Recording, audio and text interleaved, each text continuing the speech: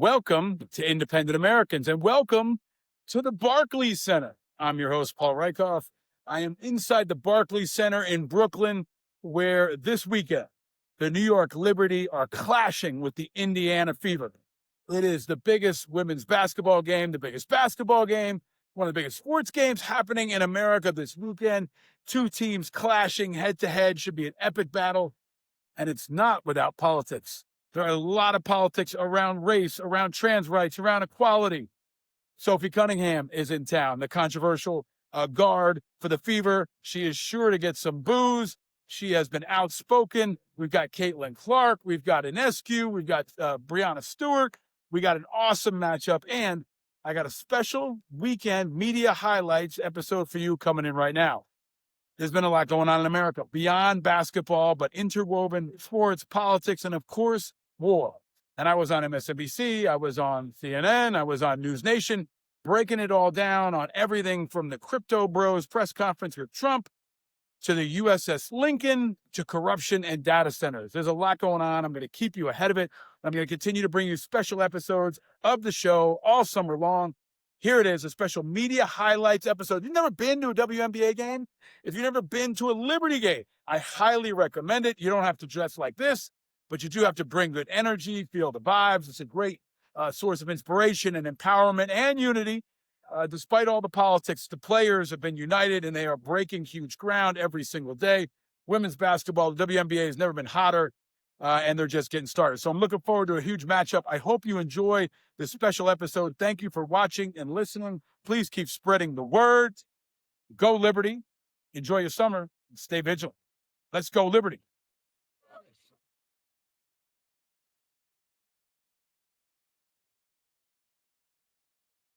Stay vigilant. Stay vigilant. Live when it begins, but in the news center ahead of it, Paul Rieckhoff, of course, host of the Independent Americans podcast. We also have Kurt Bardella with us. Kurt's the publisher of the Watchdog Report, which is on Substack. He co-hosts the Party Lines podcast, and Republican strategist Matt Klink joins as well. Paul, I'll start with you. You're here in studio with me in New York as we wait for this event at the White House. Anytime the president or this president talks about crypto, you're going to see immediate conversation, I think, about conflicts of interest and how much his wealth while he's been in office has gone up because of this industry. And now you're talking about regulation of this industry. How do you see things? I think that's right. I think the bigger issue is that most Americans are probably not in crypto. I don't think that the average American is involved in crypto, sees it as a rich guy thing. It doesn't resonate. It doesn't resonate when they're dealing with gas prices, when they're dealing with diesel prices, when they're dealing with food costs. I think it honestly feels like a very disconnected thing that involves rich guys who are playing in markets that the average American is not touching. I don't think it addresses issues like the Iran war, things that people are caring about front and center, and most of all, prices. If he's focused on gas prices today, I think that would resonate a lot more, especially coming out of primaries yesterday where he got a bit dinged on the nose. Yeah, some of his candidates didn't. Yeah, in Wyoming and places like that, they're not talking about crypto. They're talking about data centers. They're talking about the Iran war. And most of all, they're talking about costs around gas and housing. They're talking about the economy and interest rates at the conclusion of his Q&A sessions. Our live breaking news coverage continues from here in New York. Paul Rieckhoff, Kurt Bardella, Matt Klink, all with us before the comments, back with us after. We'll go through this in some order. There were political comments. There was economic comments. There was Iranian war-related comments. Matt Klink, to you first. Paul was saying on the way into this, on the crypto, that this is not a topic he thinks resonates with, regular people around the country. It's more like a rich guy type of a topic. Maybe you throw AI into that as well. That's what a lot of this was today. Your thoughts on what we heard on those topics? Yeah, Paul's points are valid, but look, the president, not everything he does is political. There's a difference between politics and governing. And this is a $2.4 trillion global market, of which about 300 billion is an American assets. And if America doesn't lead, Donald Trump is right. It's going to go to China or other places that may not be friendly toward us. So I agree with you that the average person says, I don't know crypto from, a Michelin star restaurant. But what we need to do in terms of global leadership here ties in closely with artificial intelligence and with the need to lead the world and that in the future. So, governing is the part of when you're elected president, and that's what he was doing today. On that question of governing, Kurt, there's this debate now, and the president got into this, about how much these industries, both crypto and AI, should be regulated. Of course, we talked about earlier, the president's family is heavily involved in the crypto industry. His net worth has gone up a lot as a result of the gains that company has made while he's been president. On AI, he said he's going to bring some of the executives in next week and talk about regulating, but not so much that we're not in the lead. So what about that in terms of how much government involvement we're going to see in these particular industries, Kurt? Yeah, you're seeing a little bit of a contrast between what the president is saying and what every Republican running for office right now is trying to say about AI, about data centers. The fact that the president out there just said, I don't know why people don't want them in their community. I'd want one in my community. Every Republican running is like, no, that is not the best. There's no issue more unpopular right now, up and down the ballot, across party lines, than data centers and AI. Yeah, Matt's nodding as a Republican, right? I mean, that could be a big one. I think you're right, Kurt. That could be, but continue, Kurt. That could be a big one, for example, like in the Ohio Senate race. But continue with the point, Kurt. Right. The biggest theme you're going to see in every ad across the board this election are going to be data centers and AI and tech. That is going to be what LGBTQ ads were a year ago, what affordability used to be, what Bidenomics mocking it was. That's what AI data centers are right now. So the fact that the president's up there with a bunch of tech folks and next week with a bunch of AI data center folks, not the visual that Republicans want right now, who are barely clinging to power and are terrified of this issue. That's why you see so many Republican governors going, we want moratorium. That's the magic word of this election. AI data center moratorium. They're running away from it while Trump is giving it a big bear hug. Right. It's a lot of Republicans, Paul, hit Kathy Hochul, the governor of New York, when she called for this moratorium on data centers. But now, I think Kurt's onto something that you're seeing that change. What about the politics, in particular, let's put crypto aside for at least a moment, at the politics of AI? Right, it's become a bigger and bigger issue that's kind of uniting folks against it. Meantime, the president says it's in our economic interest to build more, that there's jobs related to that. He tried to make that argument today, but I don't know. When the average American hears AI, they're a bit curious, some are scared, but they know it means jobs are gone. And that's the truth of the matter, right? A lot of jobs that humans do are going to be replaced by AI, and you can't. But in the short term, the argument is these data centers could create jobs. Yeah, that's an argument, but nobody wants them in their backyard. This is the ultimate NIMBY issue, right? Not in my backyard. No one wants one in their town, in their city, down the road from their school. Same was true, I think, of Amazon centers when they started dropping these huge Amazon centers into suburban communities. I've seen that. My brother lives in Dutchess County. All of a sudden, they drop one in, and it disrupts everything from traffic to the local deli, the lines when you're waiting for gas. It's hugely disruptive. So I think it's a bit tone deaf to say this isn't going to impact people. I think the whole thing just missed an opportunity to talk about jobs, to talk about costs, to talk about the average American. The Robinhood CEO sort of talked to the American people, but he seemed like the only one who was squaring that circle and talking about how this is going to positively impact the average American who's watching right now if they're at their job, on their lunch break. How does this impact me? Most of them didn't hear much of that. This episode of Independent Americans is sponsored by Kalshi. We make predictions every single day. We talk about it on this show: politics, pop culture, the economy, the biggest stories making headlines all across America and around the world. Kalshi, America's #1 prediction market platform, lets you trade those predictions in a live market. If you haven't checked it out, now is the time, especially around politics and the elections. Will Trump buy at least part of Greenland? If you think he'll do that before 2027 and you wager $100, it'll pay out $2,019.24. If you think it's going to be before January 20th, 2029, it's 17%. You can also pick whether or not you think the Republicans or the Democrats are going to win Congress. You can pick who you think the Democratic nominee will be, who the Republican nominee. It would be great to see if there's an independent nominee. There's a lot that you can wager on, but on Kalshi, you're trading against peers in a live market, meaning there's no house. And as the probability changes, you can buy in and out of your position. It's fun. And if you listen to this show, you can stay ahead of the curve. So download the Kalshi app and use the code INDEPENDENT and get up to $500 in bonus credits when you trade 25, which is pretty good. Kalshi, Kalshi, Kalshi, trade on anything.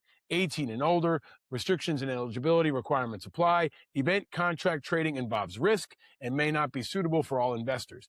Calsheet products are not available in all jurisdictions. Prices, values, and available markets may differ from those mentioned. For more information, see calsheet.com/regulatory. Independent Americans, now is the time. Check out Calsheet.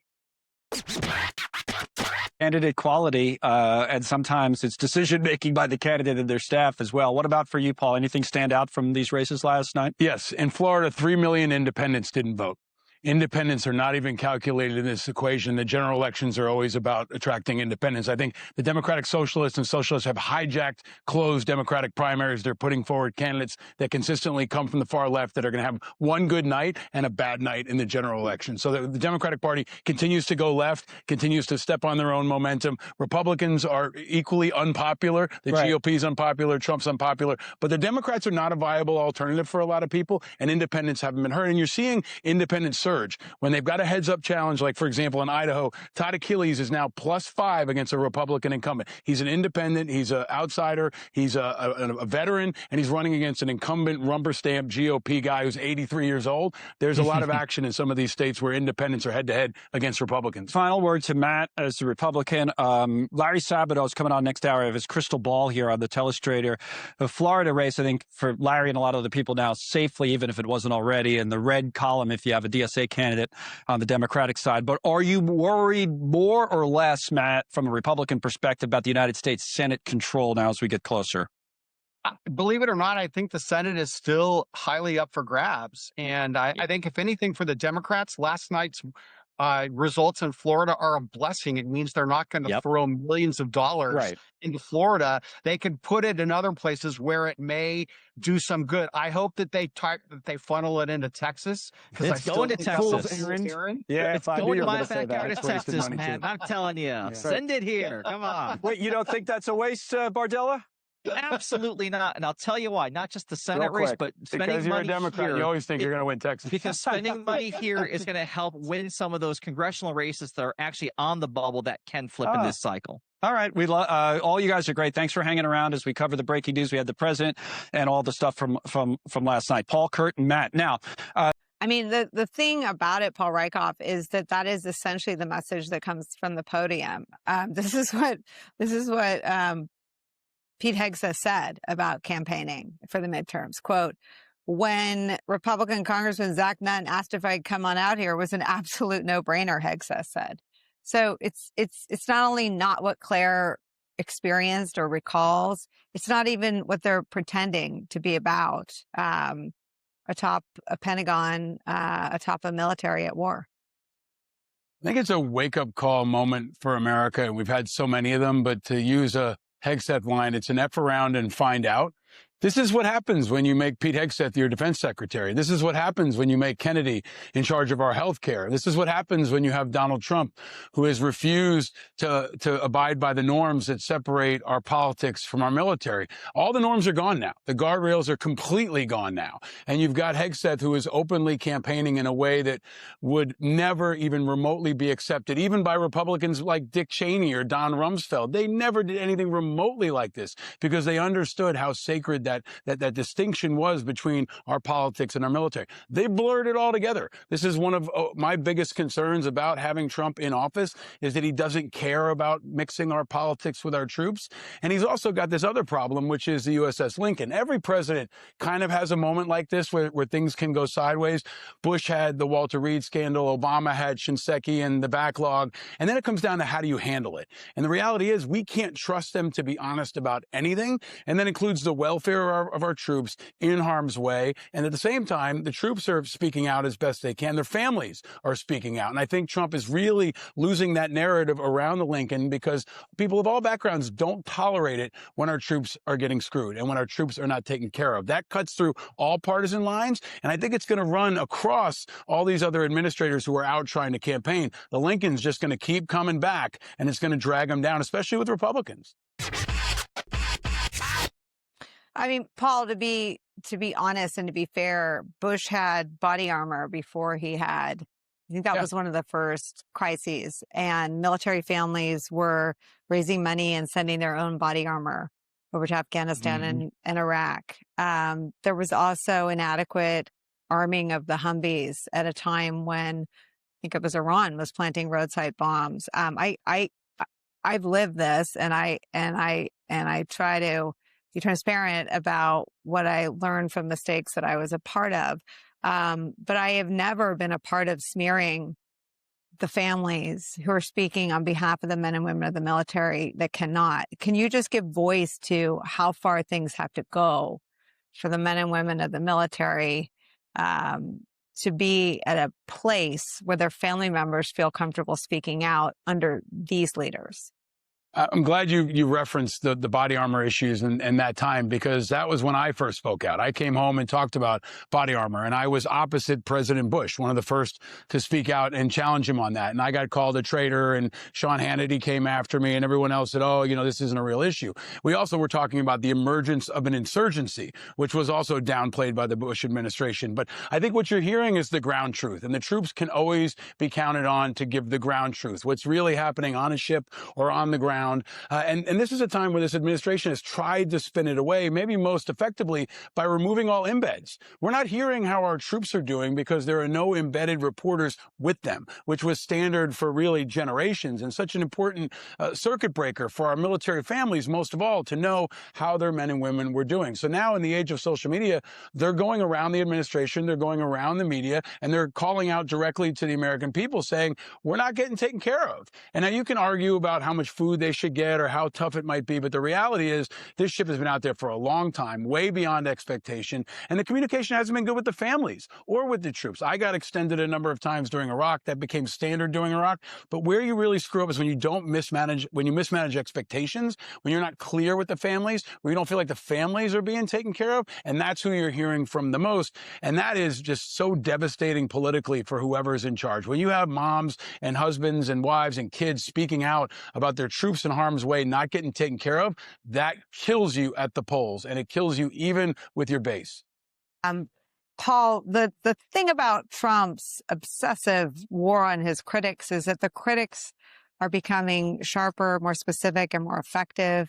I think we share an affinity for the style that Mark Kelly has in taking Trump's own words, playing them back to large crowds, and mocking him, basically, using his own words. This was a pretty good one. He can't even get the order of hanging and prosecuting his critics right. Yeah, Senator Mark Kelly's getting a lot of reps, and he's getting better. He's hitting harder. He's getting a chance to tell his story. And this is how, Trump's strategy of picking on his enemies can backfire, because he amplifies them. And you've seen that with Ossoff lately, but you see it with Kelly most of all, who I think is a formidable person on national security. I'm honored to call him a friend. He's a true American hero, and he's a voice we need on all kinds of national security and defense issues, but also on leadership. And I think what's happened over the last couple of months, especially, is war exposes leadership, whether it's great or it's bad, and especially incompetence and just the convoluted nature of everything that Trump does, the sloppiness, and Hegseth as well, and maybe most of all, because what Hegseth should be doing is getting his butt in a plane and standing on the USS Lincoln and talking to every single sailor on that ship. That's what a leader does. And he's doing the exact opposite. He's in Iowa doing overtly political stuff in a place where there's a measles outbreak because this crew doesn't even want to vaccinate people. And remember, Hegseth is also the person who didn't want to make vaccines mandatory. Imagine if you're on a ship for 9 months and a couple of those sailors just didn't want to get vaccinated because Hegseth gave them a green light. There's a very deep national security vulnerability to this flawed and sloppy and jingoistic radical policy from the both of them in concert. And you mentioned Collins at VA and others. This is when it all comes together, and it ultimately makes us less safe. So I think, coming back to Kelly, a really important line for him and for anyone else is, do you feel safer? Do you feel more secure? Do you feel healthier? If I'm running for president in 2028, that's what I would lead with. Archipelago, he tells me the left and right are dreams for those without a clue. And when you wake, it's time to grow. And it's not cool to believe in school, but if I can say one thing, I've seen the children of the revolution and the good trouble they can bring. He says the red and blue are dead and independent is an attitude. An island in the sea of rhetoric and archipelago, he tells me the left and right are dreams for those without a clue. And when when you wait, it's time to grow. Powered by Righteous Media.